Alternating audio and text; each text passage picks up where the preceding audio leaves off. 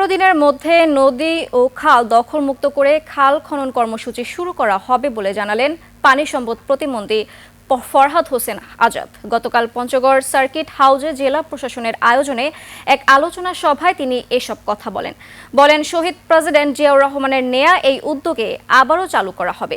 একই সাথে আবহাওয়া ও পরিবেশের বিষয়টি বিবেচনায় রেখে বৃক্ষরোপণ কর্মসূচিও করা হবে। এছাড়াও জেলার সার্বিক আইন শৃঙ্খলা পরিস্থিতি, রমজানে বাজার দর নিয়ন্ত্রণ এবং নিরবচ্ছিন্ন বিদ্যুৎ সরবরাহ নিশ্চিত করতে প্রয়োজনীয় পদক্ষেপ নেওয়া হচ্ছে বলেও জানান তিনি।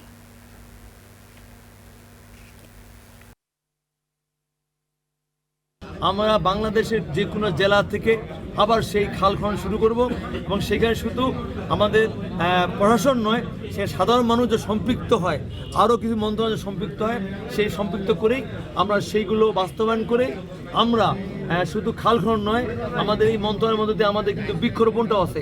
সেই বৃক্ষরোপণ করেও কিন্তু আমাদের বিশেষ করে আমাদের আবহাওয়া পরিবেশ যেন আমাদের অনুকূলে থাকে, সেই জন্য আমরা পদক্ষেপ নিয়েছি, ইতিমধ্যে সিদ্ধান্ত নিয়েছি। আশা করি আগামী 15 দিনের ভিতরে সেগুলো বাস্তবায়ন শুরু হবে।